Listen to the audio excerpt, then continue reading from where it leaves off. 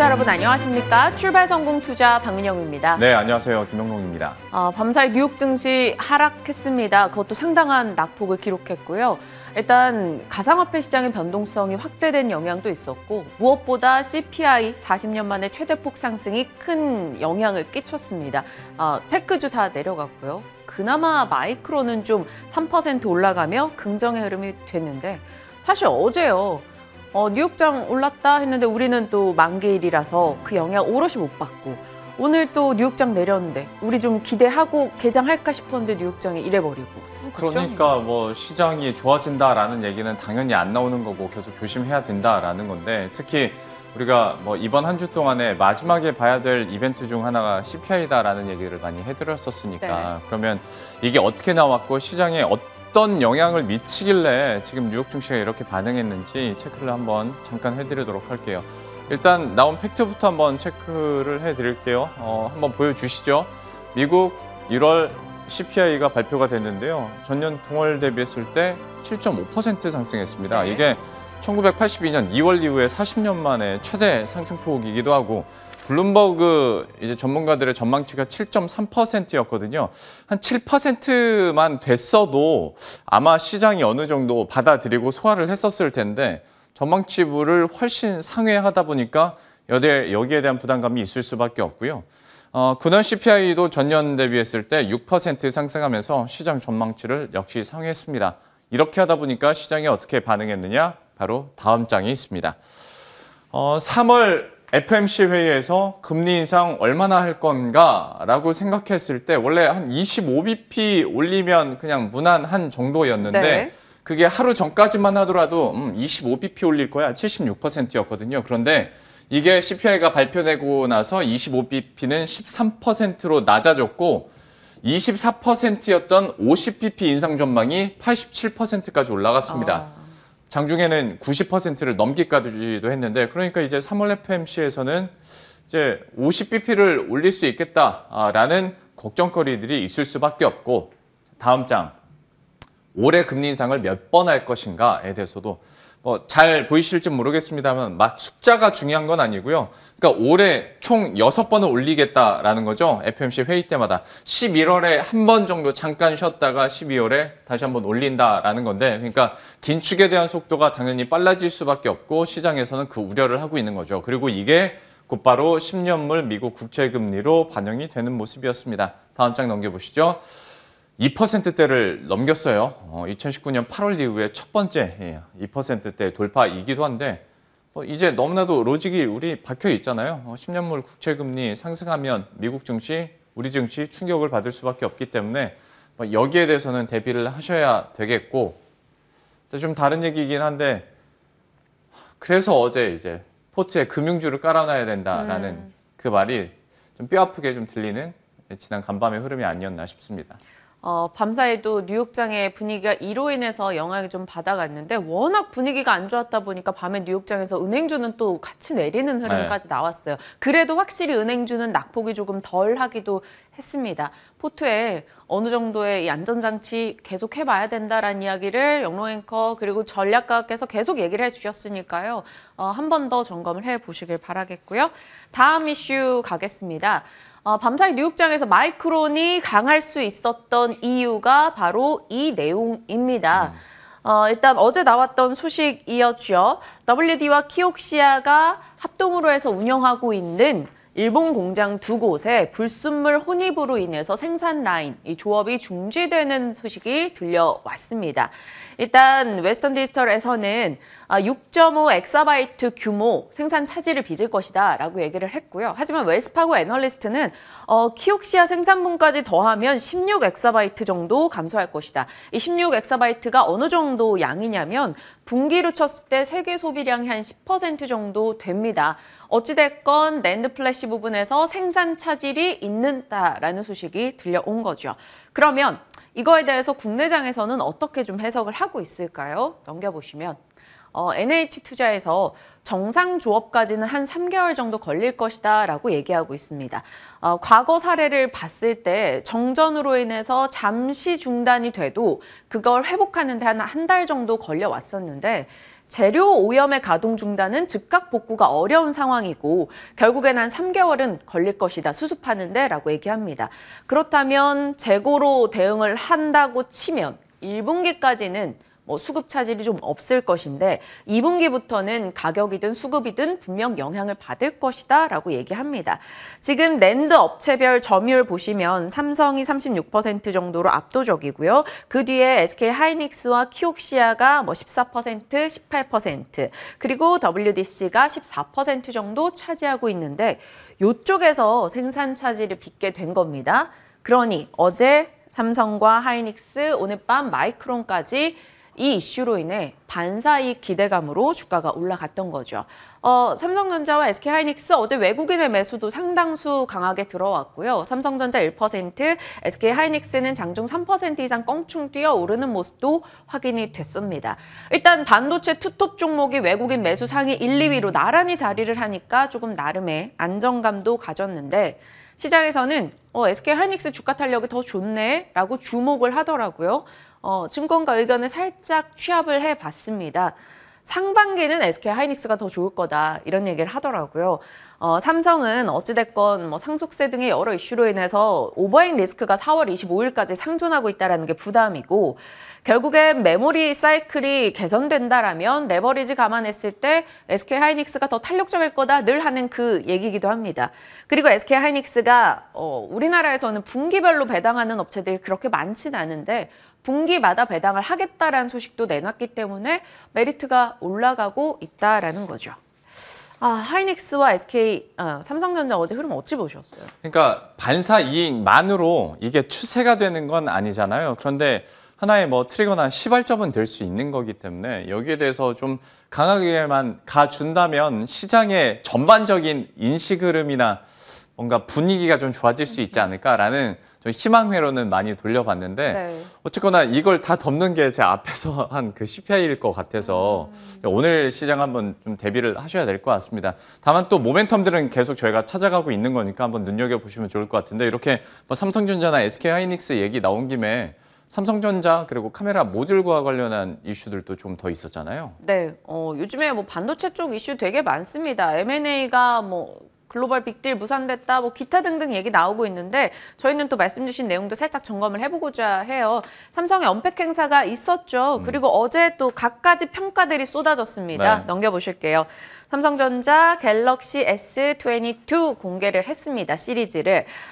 일단 플러스와 울트라에 대해서 많은 이들이 관심을 가졌었는데요. 2월 14일부터 사전 예약이 되고 2월 25일부터 출시가 시작됩니다. 증권사 평으로 빠르게 넘어가 보겠습니다. 현대차증권과 하이투자증권을 비롯해서 다수의 증권가에서는 그래도 조금의 기대는 내비치고 있어요. 특히나 앞서 봤던 울트라 쪽이요. 울트라 쪽은 그동안 노트 시리즈가 단종됐던 것에 대해서 노트를 쓰던 이들이 울트라로 넘어갈 것이다 라고 이야기를 하고 있습니다. 그래서 국내 삼성 벤더 업체들 주가 괜찮을 수 있어 라고 말합니다. 그래서 카메라 모듈 쪽에 초점 맞춰본다면 MC넥스, 파트론, 삼성전기 긍정적이고 MLCC로 맞추면 삼성전기, 그리고 디스플레이용 FPCB로 보면 BH, 그리고 S펜이 내장되고 그 관련해서 디지타이저 쪽에서는 인터플렉스 봐야 된다라고 얘기하고 있고요. 하이투자에서는 결국에는 폴드폰에 쓰는 것에 대해서 조금 꺼려지는 분들, 폴드로 흡수되지 못한 노트 수요가 이쪽으로 이동할 것이다 라고 말합니다. 역시나 차별점은 카메라였고 카메라 상위 업체들보다는 중견 업체 역할이 이번에 확대됐다라는 점에서 파트론과 MC넥스 봐야 된다라고 의견 나와 있습니다. 중요한 건 잘 팔릴까 아니겠습니까? 그럼요. 그래서 시장에서는 어느 정도 기대를 하나 봤더니 이게 매 시리즈별로의 판매 대수인데 확실히 작년 그리고 그 재작년 대비해서는 조금은 더 잘 팔릴 수 있다라고 증권가 다수가 전망을 합니다. 일단 3천만 대까지 팔 수 있다라는 얘기도 나오는데 거기까지 기대를 할지는 좀 모르겠고요. 제목이 이게 아닌데 잘못 들어갔습니다. NH 그래서 잘 팔릴까라는 네네. 제목이니까 여러분 잘 참고하시길 바라겠고요. 이거는 아까 그 반도체. 네, 있었네요. 맞습니다. 참고해 주시고요. 일단은 증권가에서는 비교적 그래도 괜찮을 거야라는 시각이 나오곤 있는데 한편으로는 우려의 목소리도 분명히 같이 더해지고 있습니다. NH투자증권의 의견인데요. 바뀐 점 거의 없다. 이번에 결국 외장에 변한 거 큰 거 없고 카메라 조금 변화된 거다. 그래서 기대 낮춰야 된다. 이번에 출하량 전작 대비 15% 감소하는 수준이 될 거고 경쟁사 대비 제품 경쟁력 부족하다라고 지적하고 있습니다. 자, 부품 수급 지연 우려도 있어서 뭐 시장에서 기대하는 3천만 대 어려울 거야라고 얘기합니다. 결국 이거 자체 이번에 언팩 행사 보기보다는 폴더블 쪽 주목해라. 지금 폰의 벤더사 말고 폴더블의 부품사들을 되려보는 시기가 아닐까라고 얘기하고 있어요. 어찌해야 될지 모르겠네요. 그러게요. 그냥 공통점을 찾는다면 폴더블의 카메라 모듈 네. 그리고 일반 이거의 카메라 모듈 그냥 카메라 모듈을 봐야 되는 건가라는 생각이. 그래서 거의 한 5년, 6년 전부터 카메라 모듈 쪽으로만 스마트폰 나오면 많이 집중을 했었잖아요. 네. 이케아 중간에 한번 힌지 관련해서 얘기 있었는데 과연 이번에는 또 어떻게 시장이 반응하고 우리가 어떻게 공략해 볼 수 있을지. 근데 참 이거는 이례적이긴 하네요. 증권사에서도 좀 기대감 낮추자라는 뉘앙스를 내놓고 있기 때문에 그러면 여기에 들어가는 게 맞는 것인지에 대한 원초적인 고민까지도 한번은 해봐야 될 것 같습니다. 잠시 후에 한번 전략 짜보도록 하겠고요. 마지막으로 간단하게 위메이드와 게임주 얘기해 보도록 할 텐데 어제 좀 충격이 있었죠. 실적을 발표했습니다. 4분기 매출이 3,524억 원, 전년 동기 대비했을 때 650%가 넘게 증가했습니다. 이것까지만 보자면 서프라이즈라고 외칠 법도 한데 그걸 그 안을 들여봤더니 3,524억 중에서 위믹스를 판 돈이 2,255억 원이더라. 그래서 이거 빼면 매출이 게임에서 1,269억밖에 안 한다고? 그런데 그 중에서 또 10%는 라이선스니까 게임 진짜 안 나가는가 보구나. 이게 위메이드가 게임사일까? 그러면 그냥 진짜 코인 팔아가지고 코인사일까라는 생각을 네. 당연히 할 수밖에 없습니다. 그러다 보니까 전반적으로 코인하는 게임사들이 어제 줄줄이 급락을 하는 모습이었는데 위메이드 하한가 가까이 갔고요. 컴투스 홀딩스, 네오비즈 홀딩스까지 14에서 15% 급락했습니다. 시간에서도 역시 쉽지 않은 흐름을 기록했는데 KTB 투자증권에서 위메이드에 대한 3분기 실적 리포트를 내놓으면서 게임사로서 매력 부족하고 올해도 쉽지 않을 것이다. 그리고 2022년까지는 게임사로서 평가받을 전망이다. 이거 보면서 좀 갸우뚱하게 되죠. 게임사한테 올해까지는 게임사로 평가받을 전망이야. 그러니까 이제 코인 플랫폼으로 완전히 넘어간다는 건데 그러다 보면 이게 비단 위메이드만의 문제는 아닐 겁니다. 코인을 직접적으로 하고 자체 코인을 가지고 있고 이거를 P2E로 가져가는 게임사들에 모두 해당되는 얘기일 텐데 게임주 이렇게 급락할 때 많은 분들이 이제 또 사고 싶은 마음이 있을 거 아니에요. 저가 매수의 기회일지 아니면 역시 여기는 이제 좀 제쳐놔야 될지라는 고민이 들 수밖에 없습니다. 다음 장에서 그런 흐름들이 확연하게 나타나는 게 뭐 게임과 관련된 혹은 이제 메타버스, 코인과 관련된 ETF 종목 뭐 다 떨어지고 있는 상황이고 이게 결국 코스닥 전체를 끌어내리고 있는 역할을 하거든요. 그렇다면 이게 단발성으로 몇몇 종목만 떨어진 게 아니라 지금 흐름 자체가 이쪽으로 가버리면 뭐 개인들이 조금 사준다고 해서 이게 급반등하기는 참 쉽지 않은 분위기입니다. 과연 게임주들, 특히 어떤 자체 코인이나 또 P2E 관련한 게임주들 우리가 지금으로서 어떻게 바라봐야 되는지 여기에 대한 고민도 한번 해봐야 될 것 같습니다. 이번 주 초반이었던 것 같아요. 게임사들 뭐 실적 발표 일정들 쭉 얘기해 드리면서 컨퍼런스 콜에서 어떤 얘기 하느냐가 굉장히 중요하다라고 말씀을 드렸던 만큼 쏟아지는 게임사들 뭐 성급하게 매수하기보다는 잘 한번 그 컨퍼런스 콜에서 신사업에 대한 신작 일정에 대한 어떤 얘기하는지 좀 지켜보시는 게 맞는 것 같아요. 그 얘기를 꺼내니까 순간 든 생각이 사실 하루 전 뭐 더 가면 3일 전까지만 하더라도 대부분들의 뉴스 헤드라인은 게임주 화색, 이제 반등하나, 뭐 강세, NFT 타고 헐헐, 뭐 지난해 그런 상승세 다시 재현하나. 그러다가 24시간 만에 갑자기 이렇게 바뀐 거거든요. 네. 과연 어디에 장단을 맞춰야 될지 이 부분 고민이 많으실 것 같은데 그러면 저희가 이렇게 언급드렸던 종목군들 어떤 전략이 나올지 바로 전문가와 함께 이야기 나눠보도록 하겠습니다.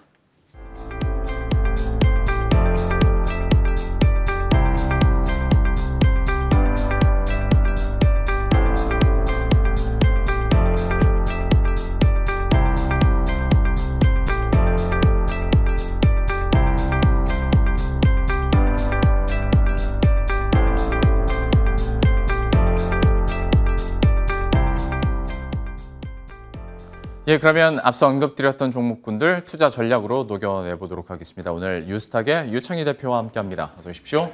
안녕하십니까? 예, 크게 반도체부터 한번 시작해보도록 네. 하겠습니다. 뭐 앞에서 이슈들은 정리해드렸는데 말씀드린 것처럼 반사 이익 자체가 뭐 완전히 추세로 넘어가진 않겠더라도 네. 좀 그래도 좀 상승할 수 있는 뭔가 출발점이 되지 않을까라는 희망 회로는 있는데 반도체에 대해서는 이번 사안과 관련해서 어떻게 보셨어요? 뭐 일단은 단기적으로는 좋은 이슈죠. 그럼요. 네. 네.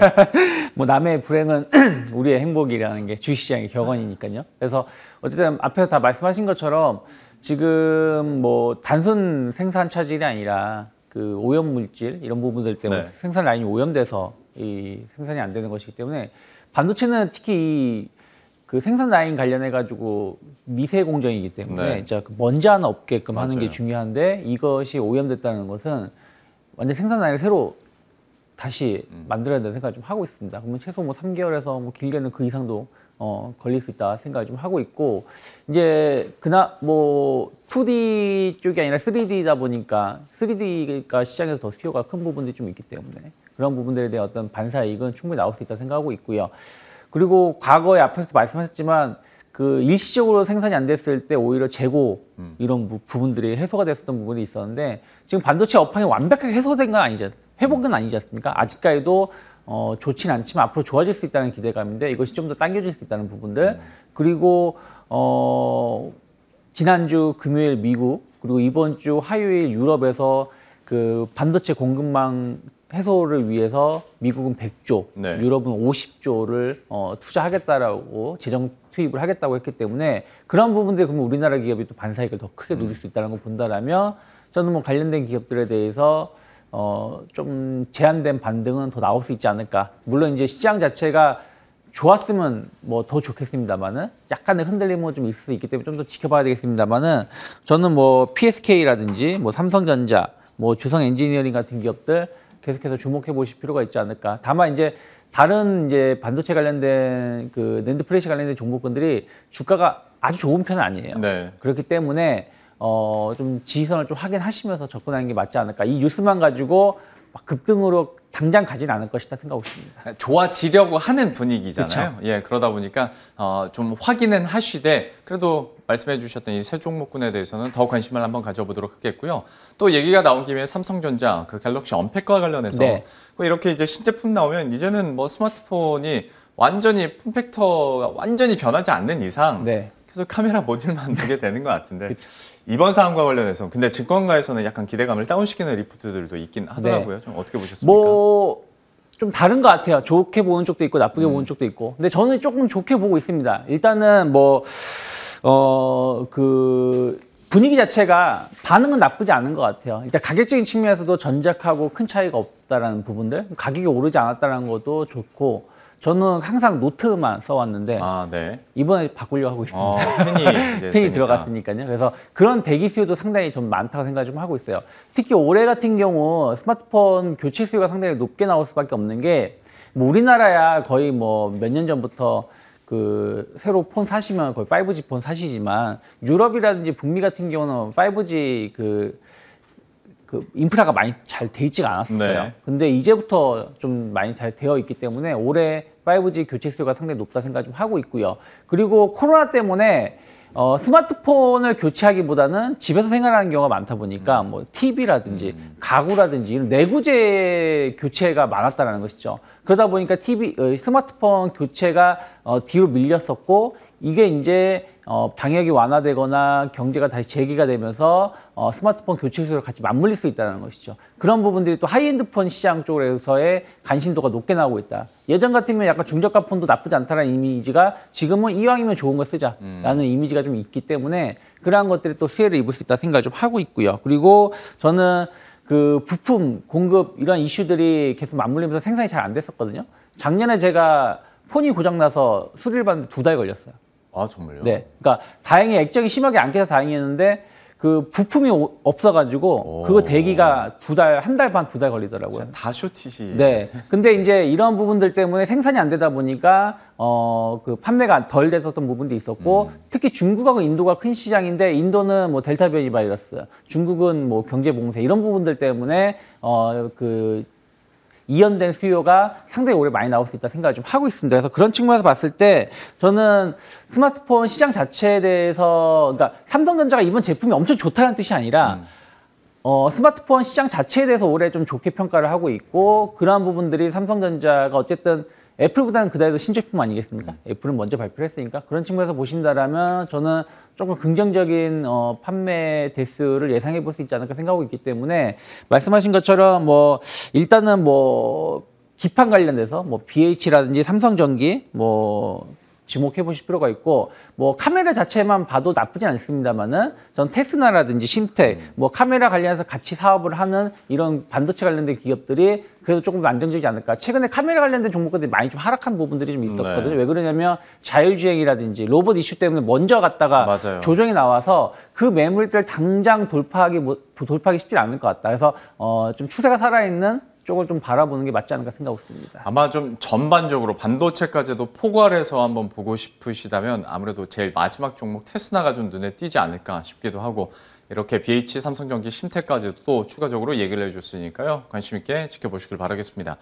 그리고 이제 어떻게 하다 보니까 이제 어찌합니까 특집이 또 나와버렸어요. 네. 게임주는 진짜 어찌합니까 너무 많이 떨어지고 결국에는 이제 코인이 게임사들의 최대 변수가 된 상황이 돼버렸는데 그쵸. 어떤 전략이 가능할까요? 뭐 좋은 말씀을 드릴 수는 없는 것 같아요. 뭐 항상 좀 좋은 말씀을 드리지 못해서 죄송스러운데 그 지난주에 그 페이스북 실적이 상당히 안 좋게 나왔지 않습니까? 페이스북만 본다라면 나쁘진 않았는데 그 메타에 관련해 가지고 거의 뭐 깨진 독에 물 붓기다는 식으로 평가를 받았었고 또 그때 당시에 저커버거가 메타에 관련해서 메타버스 관련해 가지고 어떤 명확한 의미 이 시장에 대해서 어떻게 생각하는지를 말해줄 걸 기대했는데 그런 코멘트가 전혀 없었다는 것이죠. 어떻게 위메도 그런 것 같습니다. 이 NFT 관련해 가지고 본인들이 어떻게 이끌고 가겠다. 실적은 뭐 실망스러워도 앞으로 우리가 이것을 어떤 비전을 가지고 있고 어떤 식으로 이끌고 가겠다라는 그런 것들이 있었다라면 이렇게까지 하락하진 않았을 것 같은데 네. 그러한 부분들도 생각했던 기대감 대비해서는 별로 없었지 않았나. 그러다 보니까 일단은 실적에 좀 실망을 하면서 주가가 하락했다 생각하고 있는데 저는 뭐 앞으로 이제 NFT라든지 이런 대체 토큰 뭐 코인 이런 시장은 뭐 우리가 피할 수 없는 시장이겠습니다만은 하지만 옥석 가리기는 필요하다. 이미 좀 많이 오른 감이 있지 않습니까? 그리고 우리가 그제도 제가 게임 관련해서 말씀드렸지만 게임이 재밌어서 해야 되는데 돈 벌기용으로 하는 데는 예전에 그 얘기 하셨죠. 예, 한계가 있다라는 것이죠. 이것은 뭐 저만 말씀드린 게 아니라 제가 뭐 그 이름을 다 기억을 못해서 말씀 못 드리지만 그렇게 언급하시는 분들이 많았어요. 그러니까 코인하고 비트코인이라든지 가상코인하고 NFT가 좀 다를 수도 있다라고 평가되는 경우도 많이 있거든요. 그래서 그런 측면에서 보신다라면 조금은 우리가 좀 체크를 해보실 필요가 있다. 시간을 갖고 좀 바라봐야 되지 않을까 생각을 좀 하고 있기 때문에 좀 이제 정부 규제에 대한 우려감들 좀 있는 거 본다라면 저는 최근에 반등 나온 것은 어떻게 보면 데드캣 반등, 그러니까 낙폭과대에 대한 반등이었지 기존의 장밋빛 전망으로 상승한 건 아니기 때문에 좀 추가적인 하락 가능성 좀 열어놔야 되지 않을까 생각하고 있습니다. 게임주에 대한 투자 의견 이렇게 들어봤고요. 바로 코너 속의 코너로 넘어가 보도록 하겠습니다. 오늘의 창의 스픽인데요. 확인해 보도록 하죠. 경제 제재로 투자 본격화, 재개로 매출 확실한 인프라주는 이라고 했는데 이렇게 이 플로우 가면 사실 제일 먼저 떠오르는 종목이 딱 한 개 있긴 합니다. 혹시 네. 그게 맞는지 모르겠네요. 공개해 주시죠. 뭐 두산마켓을 좀 선정을 해봤거든요. 뭐 짧게 종목을 좀 갖고 나왔는데 어쨌든 우리가 이제 그 주초에도 말씀드린 게 결국에는 이제 경제 재개 이런 부분들 아니겠습니까? 네. 위드 코로나 뭐 이런 부분들인데 그러면은 그 뭐 기존 소비주들 이런 기업들이 좀 주목을 받겠지만 결국에는 산업 현장이 다시 풀 가동 그렇죠. 돌아간다는 네. 것이죠. 그동안에 코로나 때문에 건설 현장이 못 돌아갔었던 부분들이 돌아가고 뭐 생산이 안 됐었던 부분들이 생산이 되고 두산마켓 같은 경우는 굴삭기를 판매하는 업체인데 이 마찬가지 자동차도 마찬가지였겠지만 부품이 부족해서 굴삭기를 생산하지 못해서 판매하지 못했던 부분이 네. 있습니다. 근데 지금 굴삭기 수요는 엄청나게 늘어나고 있어요. 중국 계속 경기 부양하려고 하고 있고, 미국이라든지 유럽 계속 인프라 투자를 하고 있기 때문에 이와 관련해서 수요는 엄청나게 늘어나고 있다는 것이죠. 그러한 부분들이 이연 수요, 기존에 판매되지 못했던 부분들이 이제는 좀 정상적으로 공급될 가능성이 높고, 뭐 가격 인상은 뭐 충분히 부품 가격이라든지 제품 가격 인상 자체, 원가 인상 자체를 가격 자체를 인상을 하면서 충분히 해소할 수 있다 생각 좀 하고 있습니다.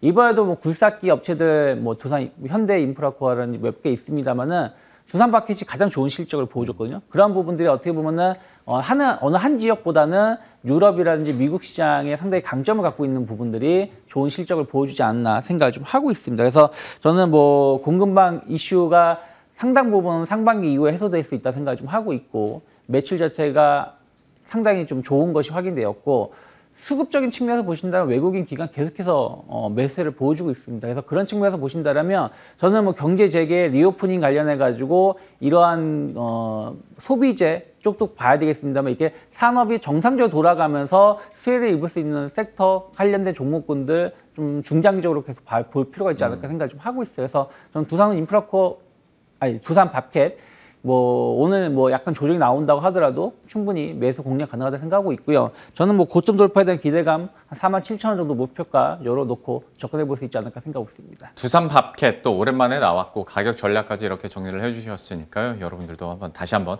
눈여겨보시길 바라겠습니다. 오늘 뉴스탁의 유창희 대표와 함께했습니다. 한 말씀 고맙습니다. 고맙습니다.